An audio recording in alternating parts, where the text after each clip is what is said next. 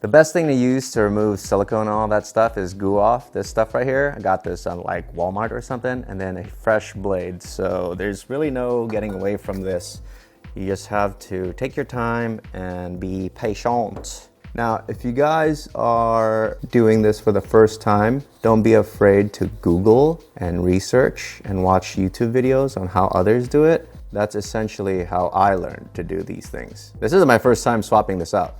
And when I do my videos, it looks like I know what I'm doing or I've done it before. But half the time, I actually pause the video and then do some research to make sure that I am not messing things up.